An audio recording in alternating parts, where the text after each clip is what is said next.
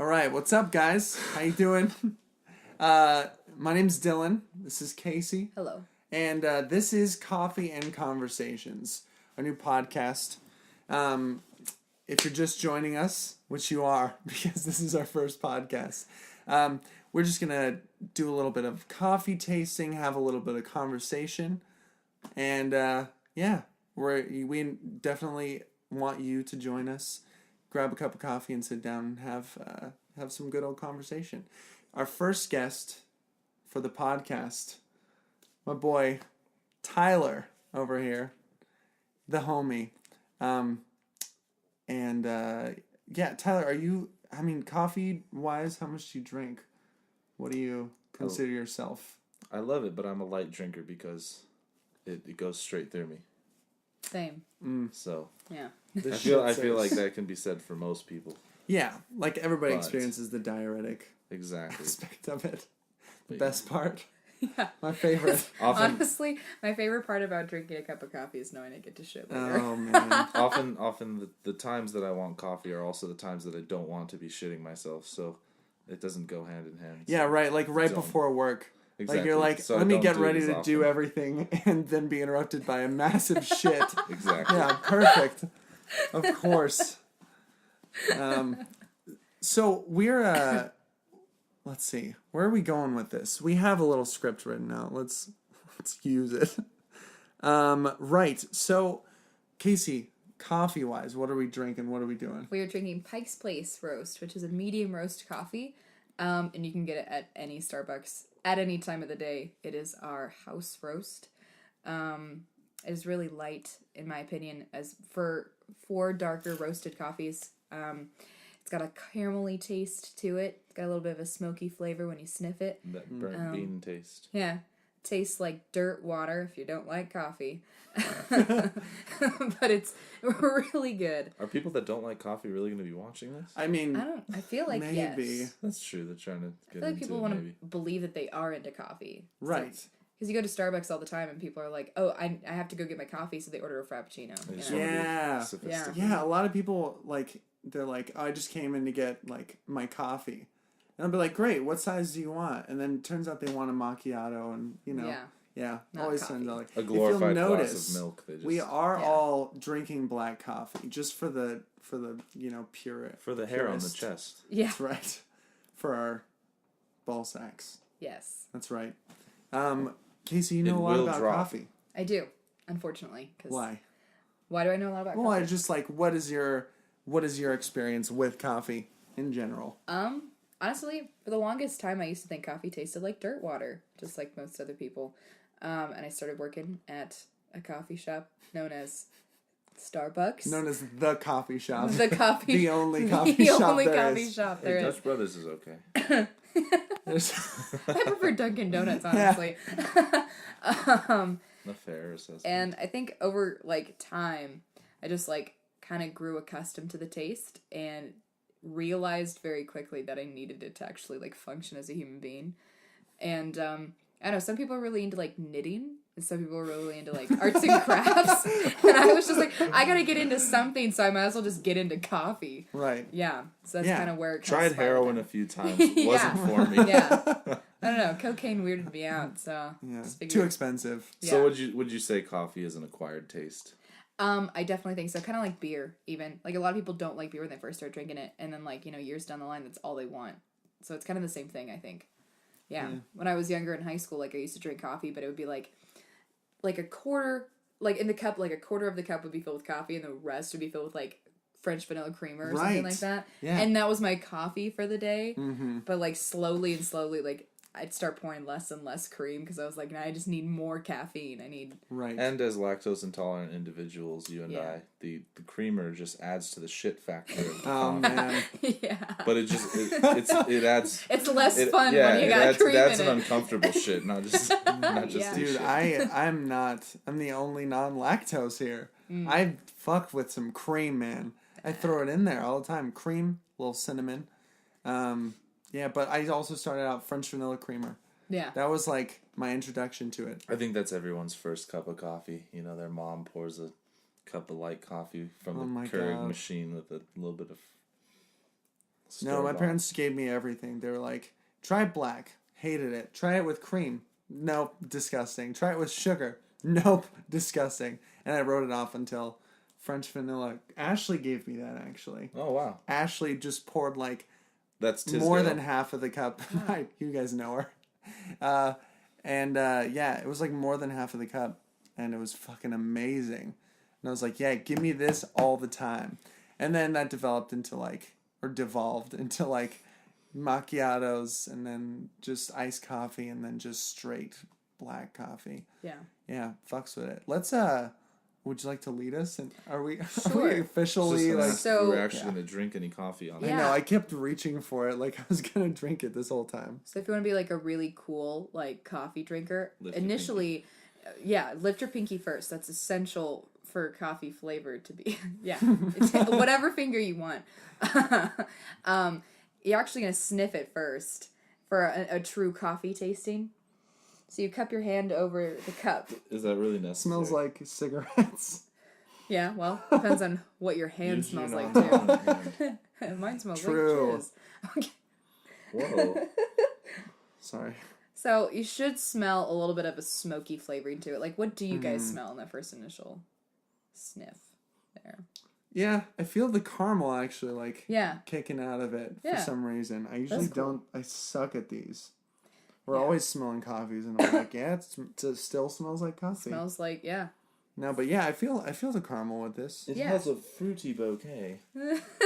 And next, if you want to be like a really cool coffee drinker, you slurp your coffee. You don't sip it because initially you want to taste it when it's really hot. Actually, You want so you that do like a air. kind of slurp to it and get it all over, like coat it all over your tongue, and so you should be able to. And since it's, yep, You just got like it. that. You I got was it, trying man. to like not burn myself. This has actually gotten a little colder. And since it's a medium roast, honestly, as you develop your palate, like with anything that you eat, there are going to be certain flavors and certain levels of acidity that are going to hit you in certain places. With Pike Place, I've always found that like it always hits like the middle of my palate. Like a dark roast, it always, since a dark roast is low in acidity, you're going to feel it towards the back. If you drink a blonde roast, which is all acidity, you're going to get that first. Kind of like if you're drinking orange juice too, it's going to like the acidity is what you taste If I'll first. feel the acidity usually like on the sides of my mouth, like Yeah. on the sides of my tongue.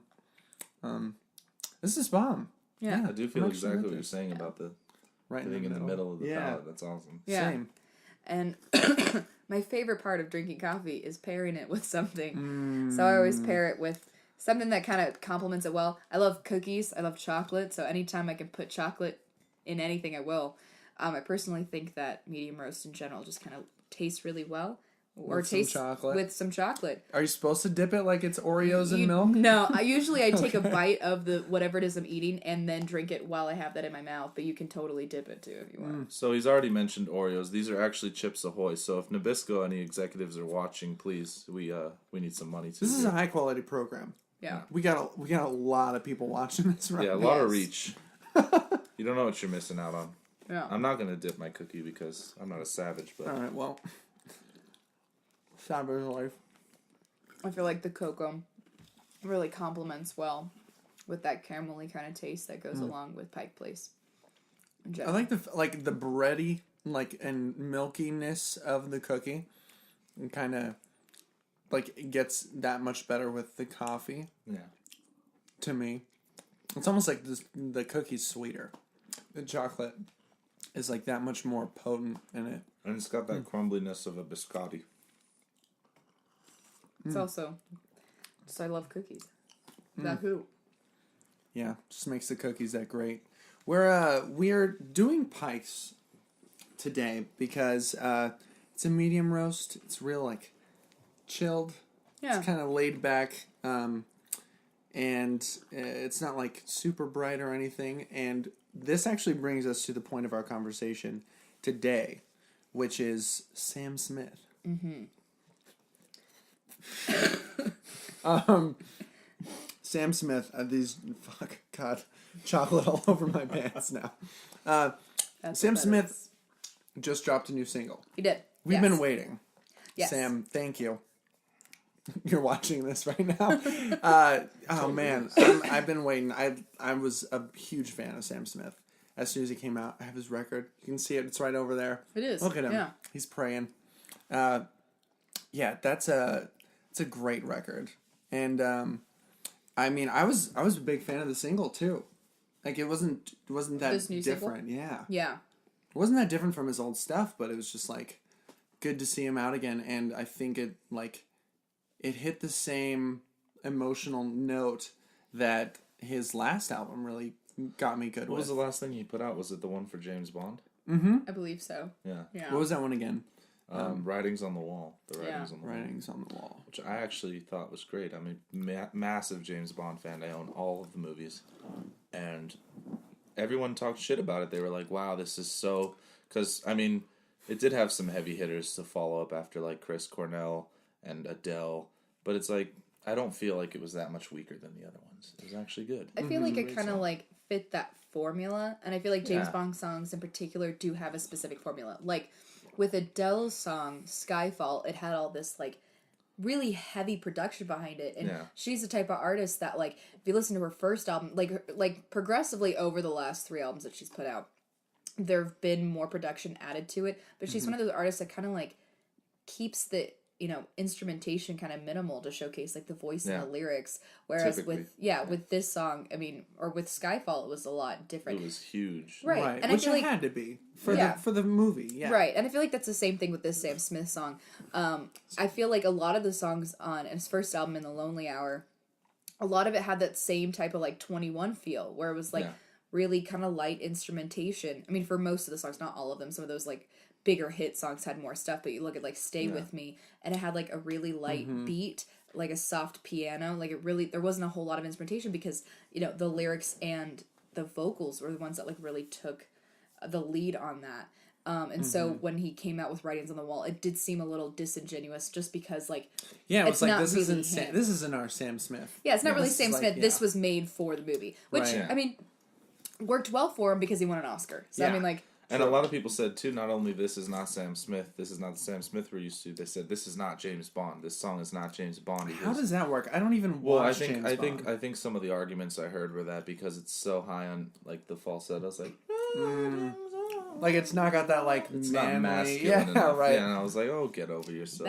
That's so stupid. And I think that's a problem that James Bond, like the franchise as a whole, has a big problem with. Is that whole masculinity like complex? Well, that's part of what it's all about. Is just the womanizing aspect. That's of his it, shtick. Like that's what people get into. Yeah, I guess. Yeah. I mean, this podcast is actually about James Bond. Psych. I know.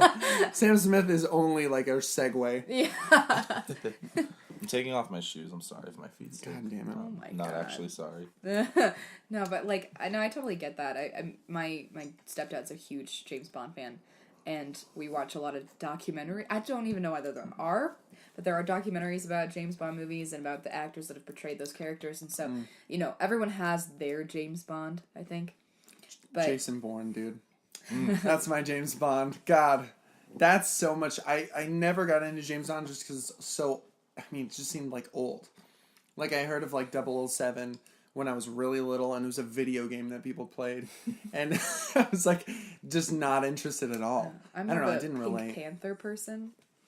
Like Steve Martin. Yeah. Really? Aw. Is that Oh James yes, Bond? baby. Oh yes. Fucking Oh, such a good. I don't welcome see you the sing. correlation. I would like to buy a hamburger. I have in my pocket. Or Inspector Gadget. There you go. Oh no. My favorite. You know, I don't even remember that. I just remember I remember the cartoon that they put out, which I think was after the fact, right? Yeah, right. Motherfucker got his wardrobe from Hitler. Oh no. That was like he was fucking rocking that trench coat though. I thought that looked cool. Like his whole getup was like very. Trench coats are in though. I mean, It's like what else is that weird ass dude gonna wear? He can't wear regular clothes. I don't know. Trench coats are in certain areas. I feel like when you watch like TV shows though, like the most powerful men, like you watch Luther or you watch Sherlock Mad or Mad Men Not seen or even any of David these Tennant as like shows. the 10th Doctor. They all have trench coats, and there's like a reason for that. Yeah, there's Something- like Yet a if you power wear of a trench Yeah. coat out here, it's Official. like he's gonna shoot up the school. Yeah. That's exactly what goes Yeah. through everybody's mind. Yeah. Yeah. Or Especially a like black he's trench gonna coat. flash somebody. Yeah. Or He's Yeah. He he's wants to selling sell me a watch. watches. Yeah, Yeah. trench coats don't have like a great name to them. Yeah. They got a bad rap, Yeah, Right. I did. especially from people like Hitler and Inspector Gadget. I'm not saying they're that similar. The fact that they Hitler wear a and trench Inspector coat. Gadget. What? Pretty much the same guy. Yeah. Yeah. But I think Inspector transitioning. Gadget, but with a German accent. Go Gadget. I'm not gonna make a Jew reference there. I was thinking about Too soon. Yeah, no. No. Yeah, too early for this podcast to get anti-Semitic. We're not PewDiePie. No. Oh. The Sam. Let's get back onto Sam Smith because Yes. I'm Does Sam so. Smith own a trench coat? I'm sure he does. I'm I am sure. highly doubted. No, He what? looks like a He lives in He England, would- you fuck. Maybe now that he's kind of changed up his look, maybe. But I can't see like Sam Smith from In the Lonely Hour wearing a trench I will coat. Google it. Look it Sam up. Smith wearing a trench coat. I feel like he does have a new Hey look, Siri, does Sam Smith have a trench coat? which was part of what we were like thinking about or talking about. Like, I'm sure this guy has a Burberry trench coat somewhere in his possession. We're just Without a really on the trench coat. maybe thing like right a pea coat. Trench coat is a All different right, thing. that's definitely a trench Dude, that's a coat. fucking graduation gown. That is not a trench coat. for reference. Okay, Yeah, please show. I will try and like add it to the video. it's very fair. I mean, you can superimpose that. He looks like he's gonna like But, he's graduating with Harry Potter. okay, see That's that's a pea coat. That is a pea coat. It's a double-breasted pea coat, and it looks real bad with those creases on the front. Wait, but this Oh is my recent of God. him, right? Because has to be. we were trying to talk about this. Look at him. Look But at my I boy. told you it's Burberry though. Look where he's standing. He is standing right in front of Burberry. Yeah, but he's British, dude. He's got a rep. Of course, though. He's got a rep. Of course, but He's my boy slimmed down. Goddamn. Very Gotcha. much. okay, that's definitely a trench coat. Tyler. Suck the dick. Sam Smith owns a trench coat. The record is straight. I'm done. He Bye, does guys. own it. All right. All right, it was Thank you good for joining seeing us. Thank you. Appreciate it. I'm already done with my coffee. Yeah, you know what? Almost. Can you set this to the side for me? We have I have to cut guys, you off. to be honest, this podcast was delayed numerous times. Yeah. It's 10 o'clock, I think, right now. It's 10 So we're gonna PM. bring out the big guns. We got this wine. This is not a wine podcast at all. I feel like there's probably some good wine podcasts. I'm though, sure now there that I think are. About it. I want to in the next 20 years or so start a wine mom You've seen- podcast. Although I feel like I already am a wine mom, even though I'm 21 and I Right. don't have children. You've seen that guy that did the Sultans of Swing cover No, with the glasses. The guy, his name's Oh. Josh something. He has Josh Groban. no. Nope. Nope. I don't know his name. Josh Turner. Josh Turner, yeah. He does a podcast with wine and classic vinyls. No fucking way. There we go. You Dude, guys would love it. thank you for the idea. Exposure. We're stealing Please it. notice me. Hey. I love you. Shout us out. Now, this is there a technique to this? Am I doing this right? I have no Do I have to idea. shake Well, up I the mean, bottle before I pour it? It's I don't think so. Okay. we're pouring into Ross glasses, so I don't want to get any pulp. it really doesn't Anyway. matter at this point. While you are pouring The this, sediment. oh my god, this thing's so heavy. Yeah. What the heck? It's 3 liters. It was $6, guys. Okay, I was How could I not?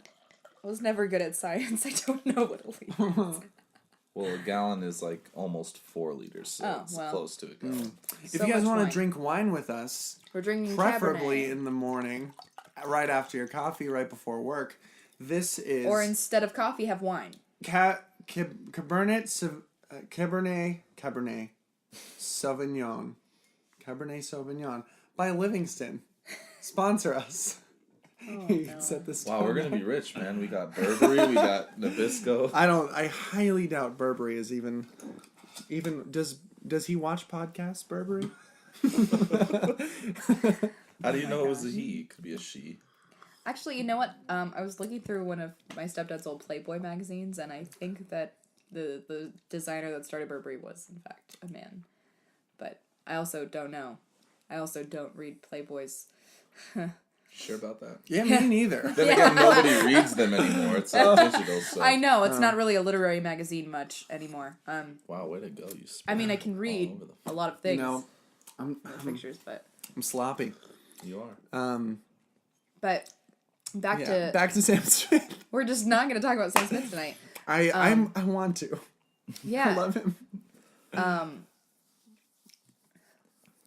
New look? Is that what we're on now? Is that Does he really look new? this tip? Though? Yeah, he lost I think weight. you know what? so. I think I've seen that as like a natural progression for some artists that like don't fit that celebrity mold, which I think is a stupid. Adele's another great example. I was just Yeah. gonna say, yeah. It's kind of the same career trajectory. Pulling a I fucking think that, Tom Sawyer and rolling these up because it's hot in here. Yeah, it's gonna get hot. But what I've noticed is that like a lot of people or a lot of artists in particular feel the need to like slim down and this and that, and I don't necessarily think or want to assume that like he's doing that for reasons of like wanting to fit in a little bit more, this and that. Like I think maybe it's like a health thing. Sure. Yeah. Yeah. Or I mean, like personal once thing. you get through, like he had such a big break. Right. It's like once you, I think maybe that was like, this is all speculation, but it could have just been like a weight off of his chest where it's like, I've done that, I've accomplished this. And then you look to different ways to like, I don't know, not self-improve, but do you know what I mean? Where Yeah. like, different ways to progress in your own life or make a difference or change, even just any kind of change. Right. Let's set this cookie plate off to the side. Santa already. I don't came think in that would his go well cookies. with the wine. I wonder. I think the one thing that like I would worry about. I mean, not necessarily like I'm not him, so I have no idea. I think the one thing that like I do notice when there are celebrities that do lose weight or they put on weight, like that's like the main thing people talk about, which is what we're talking about even right now. Yeah, I Instead of like, hey, I just put out this Their actual really merit. yeah, I just Right. put out Yeah. this song "Too Good at Goodbyes," but we're not going to talk about how I've matured as an artist. We're going to talk about how I've shed 30 pounds, like, Yeah. and that becomes like the focal point of somebody's career. And I know that like, at least for me, would make me very like, kind of like frustrated to It be like, detracts from what you're trying to do. yeah, Your Like- overall message too. If you right. Yeah. I mean, like I've seen like different artists or even different like actors or just different celebrities in general that they do go through like a big weight loss change. And so like, different interviewers will like focus on that, and after a while they get so annoyed by it, they're like, I'm not going to talk about this anymore. This is not something that I want to focus on. Yeah. So I hope that that's not something that he ends up having to deal with. But yeah, there definitely is a significant change from, because he's taken such a long hiatus. Like I haven't heard anything from him in a while. I mean, not at all. like, well, this last album came out 2014. yeah, And it was 3 years huge. ago. I mean, the lasting power of it was all the way through to the end of 2015. I feel like I even heard walking through the mall, I'm sure I could still catch Stay With Me all the Right, time, yeah. easily. But it is like, I mean, it's hard. There isn't too much else to talk about. Like, it doesn't have, I mean, this is like a publicity issue more than it is, no music critics I don't think are really looking at his appearance or anything like that. That's not part of this, but the world at large, he is now more than just a music artist. He's a celebrity at this point, Yeah. So I think that's just part of what comes with the game. But I will say that, I mean, I agree. I don't think it's, I don't think that Sam Smith probably appreciates it, you know what I mean? Or like that, I mean, I don't know. It's hard to say though, because weight loss it's an accomplishment and it's something that you do work toward. Right. So I guess it would be nice to have it, noticed. But I see what you're saying. You put out a single and people are like, you lost so much weight. And you're like, what? Like, where did that come from? Yeah. Yeah. Well, speaking about the single though, it is good. Yes. I'm a fan. It Yeah. is very Stay With Me-esque. Have you heard it, I Tyler? have not heard it. Yeah. It's, I mean, it seems darker. Have you noticed? Did you notice that about it, or what were your what impressions? I like of about it? this song in particular is that like it's such a departure from his initial like his first single off the last album, or like the first like mainstream success single I think off of In the Lonely Hour was "Stay With Me," which is one of those like kind of like pleading songs, you know, like after an initial breakup where you're like, no, please, like, well, no, this one in particular, "Stay With Me," was actually about like, you know, him not being very good at one night stands, which is actually the first lyric, and like wanting to be comforted, not really wanting to be alone. Yeah. And this single is a complete 180 of the That's situation true. where he's it's like, the exact he's opposite. like, you've done this to me so many times, like I could care less, honestly, if you walk out that door because I'm better with or without you, you know? Maybe there's a correlation with the weight loss there. Maybe. Yeah. Oh yeah, Like true. more confidence. He's like, don't give a fuck anymore. Yeah. Yeah. I don't Do care. my thing. Yeah. I mean, it's not exactly like a it's not like a proud like it's not like a what is that All American Reject songs like Gives You Hell. Yeah. It's not like that kind of a song. It's more of like it's pretty introspective as much From as what I it is, gather, like, it's not as much of a vulnerable song, right? no, it is though. That's what is. I'm trying to get at. Yeah. Is it's not like a you know, you deserve to be out of my life. It's more of just like maybe you don't deserve to be out of my life, but I'm just too comfortable with letting you go because it saves me in the long run. Yeah. It's I guess it's mixed emotions though, Right, right? yeah, like I think like the first like lyrics are all like, and I'm not gonna quote them verbatim, but you know, you must think that I'm stupid. Like, Yeah. if you think that like this is going to affect me as much as you think it does, like how, like why would you think that this is something that like actually, like why would you think that I Care that much. care that much even? And not even that, like I may be missing the whole point. Like there may be another underlying point to it that Maybe that I completely don't. metaphorical. Yeah. Well, it's Yeah. all interpretation. Of course, yeah. I think this is a much more mature sound, even than In the Lonely Hour. But I have to admit, like for his, I mean, I think this is a really strong single for his new album.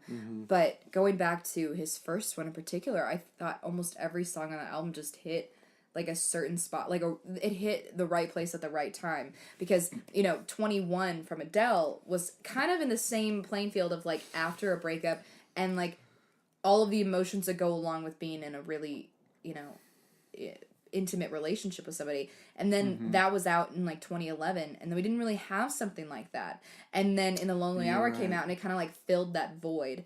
And so I mean there's certain songs on album like that like really hit Leave me. Your Lover. Yeah. Or even just like what was the other one? I'm Not the Only One was also a really big single too. Yeah. That video on YouTube is like hundreds of millions of views, and Right. it's a good song. It's very much the same as Stay With Me. He's obviously got like a very strong I don't know, like Sound. formula maybe. Yeah. Not to say it's formulaic, but just that seems to very much like work for him. Right. And you know what? It's interesting that like it always comes back to Adele, because I think there is something about those two that they seem to have their own like unique interpretation of all the songs and have their own style that really isn't covered anywhere else. I can't think of another person that I would put in the same category as a Sam Smith or an Adele. Like genre-wise. Maybe Right. people that do justice to their genre, but like those two in their genre, I can't see anybody else who does nearly as much for a song and does it with the same success that they do. Right. They're Yeah. just crazy good at it. And that last album, like you were saying, have you heard the whole last album? No. What were your impressions of Sam Smith like at all? Like what do you know of him? Well, I mean, I've heard all the biggest hits, you know, on the radio or iTunes top 10, whatever. Right. But like, I don't know. I never had like too much of a like or a dislike for him. I mean, I can acknowledge that he's good. Sure. As a musician, you have to be able to say like, wow, he's got it. Right. You can tell who's got it and hasn't. I know he can dominate, like you're saying. He's just dominating his genre. Mm-hmm. He can do it better than anyone else in that context. But yeah, I have to say I've never been.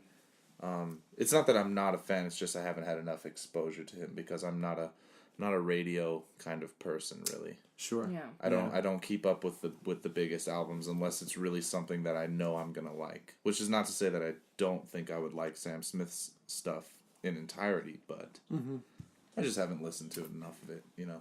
Yeah.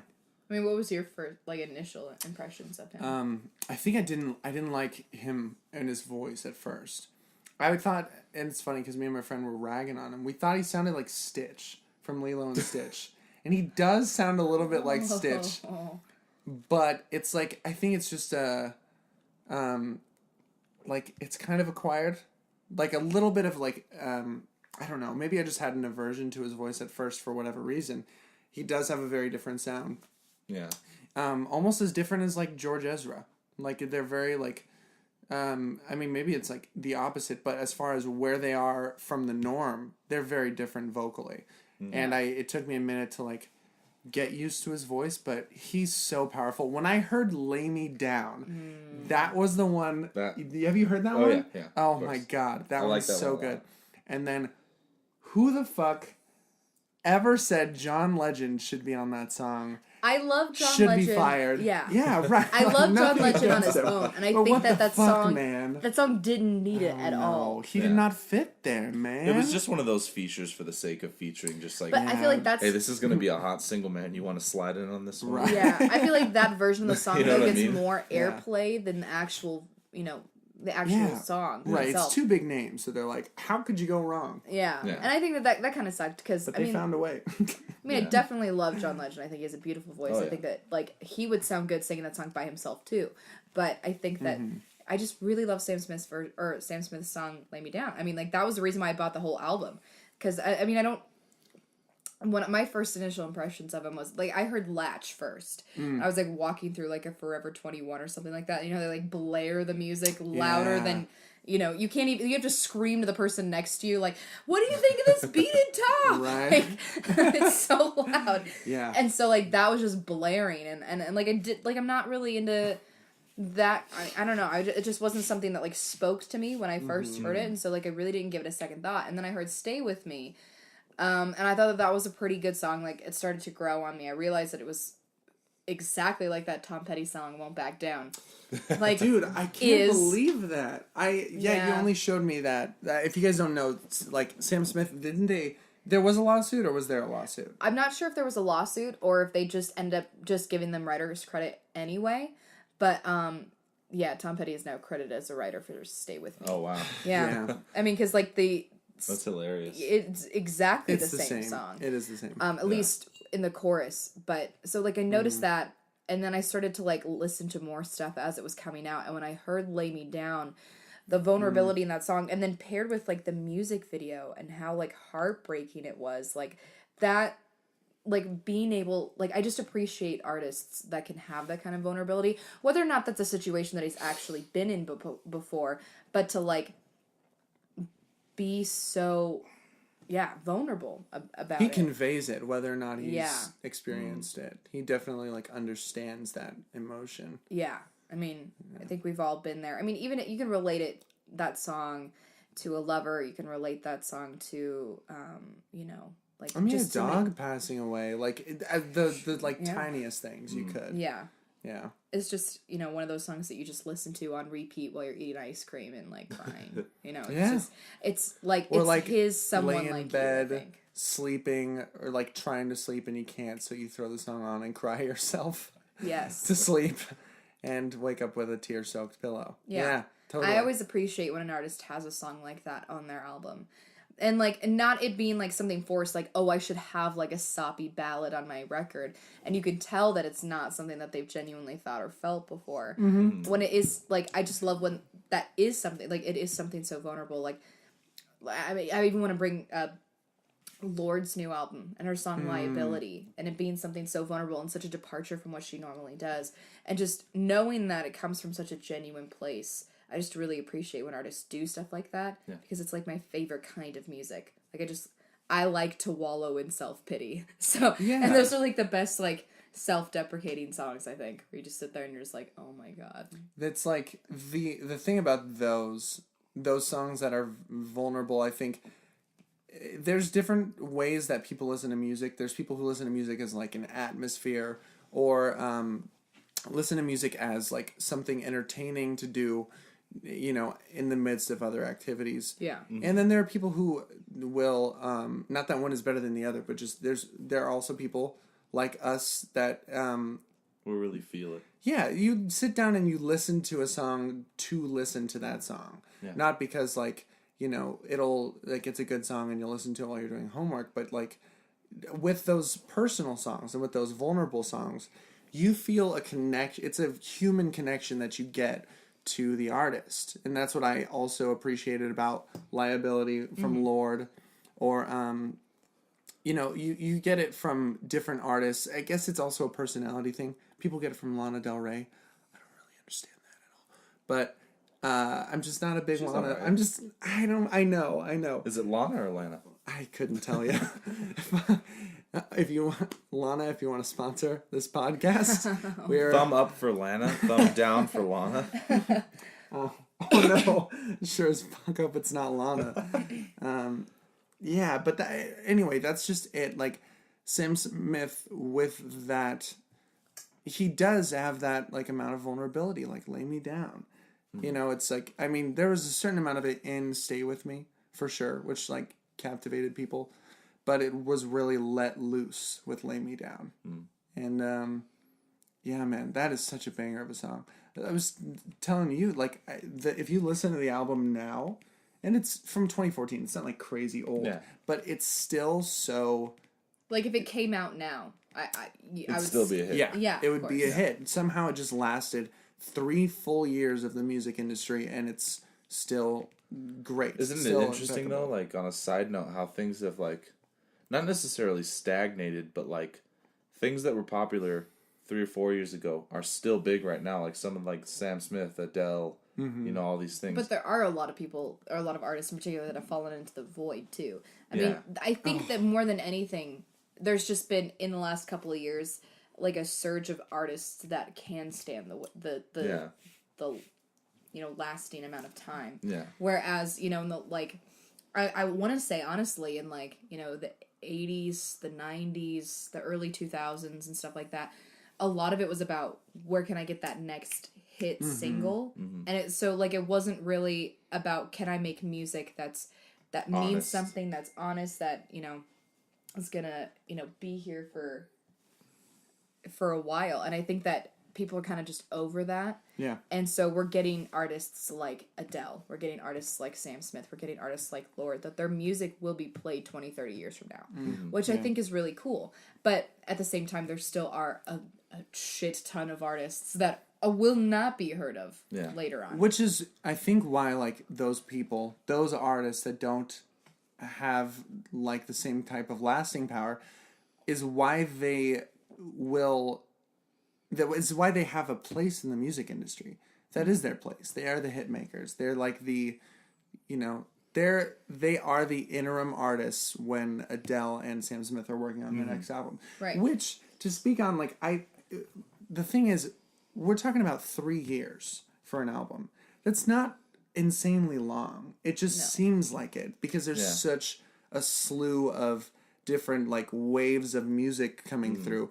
But, like, 3 years on an album to make an album, like, after Sam Smith's breakout album, it's like, yeah, what are you going to follow that up with? What are you going to just, like, come out next year and do another one? Yeah. It's like, can how do you you get follow that up another without 5 disappointing? Grammys? Yeah, right. Yeah. Right, yeah, just do another one of those next year. It's Yeah. just not, you can't expect that. And I Right. appreciate Sam Smith for not having come out with something that he didn't feel as good about sooner. Like something half-assed, something just put out to be put out to stay relevant. It was Yeah, like, Right. And I'll wait and go the distance to make something honest that will actually be enjoyed. I gotta go live life so I can write about it. Yeah. It's kind of what happened. And I think that that's another thing, too, is, like, the reason why a lot of artists don't stand the test of time is because they want to capitalize on the success of their initial first hits. Yep. So they rush... it's all formula. Yeah, they rush creativity and end up getting lost in the void. And honestly, and I know this is going to be hard for a lot of people, and it's probably not a popular opinion, but I think that even, like, you know, with Ed Sheeran's last album, I feel like I that's thought you were going to say something that... Justin Bieber. well,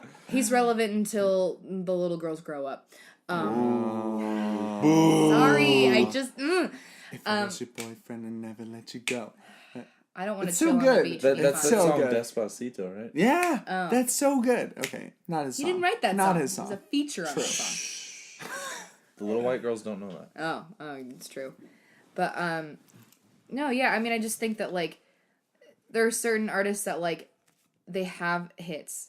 And then what makes you, like an accomplished artist to, like, a superstar is, like, being able to, like, have that second album and it be bigger than the first. But then once the second album's bigger, then where do you even go from there? And I think that's even kind of the same thing with Adele. Like, I didn't necessarily like 25 as much.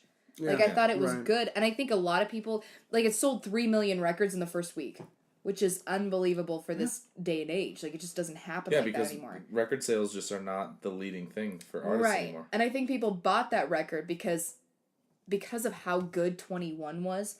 They just expected it would be at that same level. Yeah. But I still hear songs from 21 played on the radio way more than I hear anything off of 25. Yeah.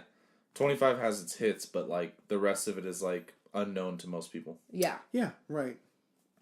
I mean, man, it's tough, though, because, like, Ed Sheeran, he does have his own place in music, but I mean, I agree. I feel like this last album, like, you could have just... I don't know. I don't. Had an EP instead of an album. I didn't listen to it a second time besides the singles. It sounded like Multiplied Part 2. Yeah. That's But really I wasn't what it even was. a big fan of Multiply. I just loved Plus so much. Plus is so good. But that's just one of those things where it's like you just love what you first hear. Yeah. I know. But like I'm so I fun. can appreciate some of Multiply. I can. I love The Man. I think that was a beautiful song off that record. But like it reminded me a lot of stuff on Plus, and I think that's why. Yeah. Yeah. Right. But then at the same time, you don't want an artist to tap into that formula and then just like keep reiterating the same bullshit over and over and over again because it becomes predictable. And I think that's the problem. With It becomes some of these. what? Predictable. Predictable. Predictable. Percocet. Yeah, I don't know. Percocet. Molly Another Percocet. sponsor. Future plug there as well. No, there we go.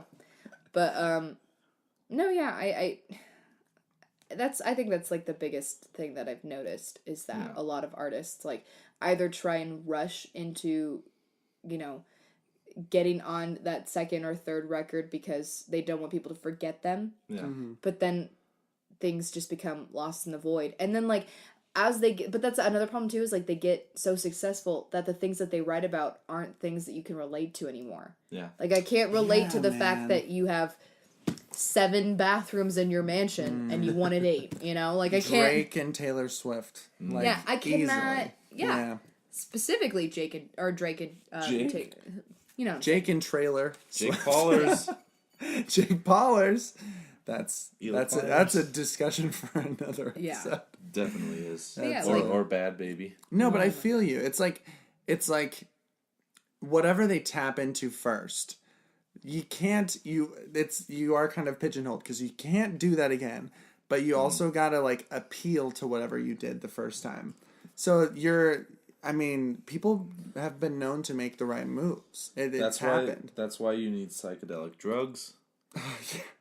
Come out with your first few albums are just In the Vietnam War.